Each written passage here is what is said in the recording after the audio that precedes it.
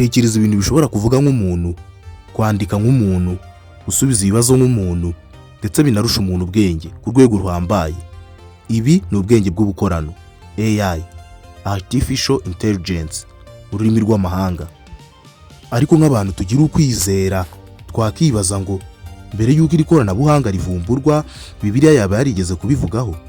Ese haba hari abahanuzi babihanuye mbere mu myaka ibihumbi? Nanone tukibaza ngo AI ni umugisha cyangwa ni imwe mu bimenyetso bya nyuma byo kurimbuka ku isi? Mbere na mbere, reka tubanze tumenye icyo AI ari cyo, hanyuma turebe niba koko Bibiliya yarigeze kubivugaho. Njye mugiye kubana mu kiganiro nishimwe gire. Iyi ni IG Rwanda TV, inkuru n'umuco.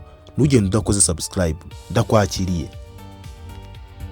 Amateka ya AI ntatangirira ku muntu umwe gusa, ahubwo hari abantu benshi bayigizemo uruhare, ariko umuntu ukunzwe kwitwa se wa AI yitwa John McCarthy.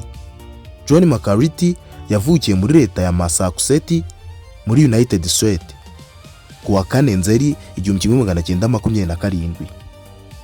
Mu mwaka w'1956 niwe wakoresheje bwa mbere ijambo Artificial Intelligence AI mu nama yabereye kuri Dartmouth College, ni ishuri rikuru riherereye muri leta ya New Hampshire muri United States.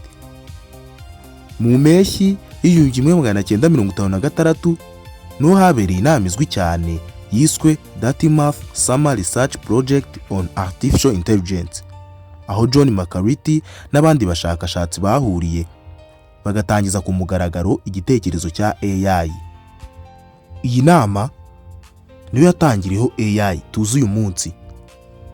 Intego y'aba bashakashatsi yari ugukora mudasobwa zashobora gutekereza, kwiga no gukemura ibibazo nk'uko abantu babikora.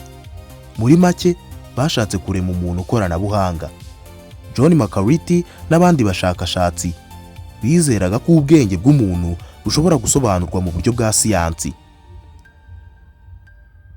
Ibi batekerezaga iki gihe cya kera byabaye intangiriro ikomeye y'ikoranabuhanga tubona uyu munsi, nka ChatGPT, robots, imodoka zitwara zonyine n'ibindi byinshi. Muri iki gihe iterambere rya AI rikorwa n'amasosiyete menshi arimo Open AI, Google DeepMind, Microsoft na Meta AI.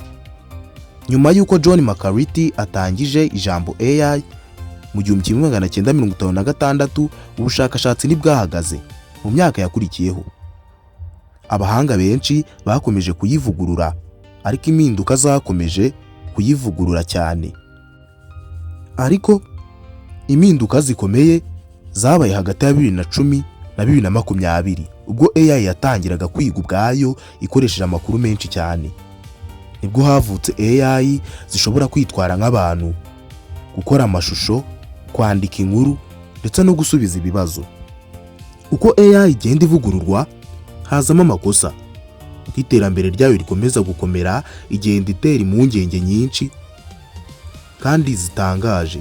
Urugero, hari igihe itanga amakuru atariyo, igakora amashusho y'ibinyoma ndetse ikigana amajwi y'abantu ndetse n'ibindi byinshi. Ibi birakanganye cyane kuko ibi byerekanaga ko abayivugurura badashyiramo amategeko n'uburyo bwuzuye.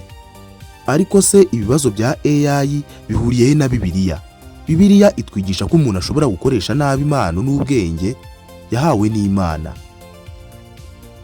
Mu gitabo cya Bibiliya, mu gitabo cy'intangiriro, abantu bubatse umunara w'Ibabeli bashaka kwishyira hejuru no kwerekana imbaraga zabo.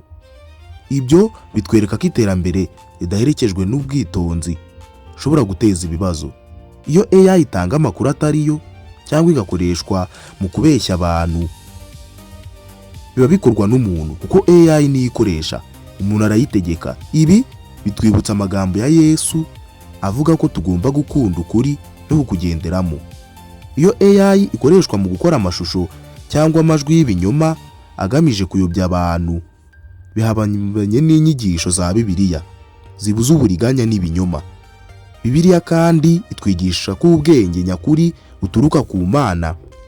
Nubwo AI ishobora gukora ibintu byinshi bitangaje, ntabwo ifite umutima nama, urukundo cyangwa ubwenge n'umwuka Imana yahaye abantu. Bityo rero Bibiliya ntabwo ivuga AI mu buryo butaziguye, ariko itwigisha uko dukwiye gukoresha ubwenge n'ikoranabuhanga mu nzira yubaha Imana kandi ifitiye abantu akamaro. Niyo mpamvu ikibazo nyamukuru atari AI ubwayo, ahubwo uko abantu bayikoresha. Nk'uko icyuma gishobora gukoreshwa mu kubaka cyangwa mu gusenya, na AI ishobora gukoreshwa mu gukora ibyiza cyangwa ibibi. AI ni uyu munsi, ntago ari ejo. Iga kuyikoresha mu byiza wituma ikubera icyago kurusha uko yakubera ingirakamaro. Ndagushimiye ko wakurikiye IG Rwanda TV inkuru n'umuco. Njye mwabanye nishimwe Gile. Murakoze.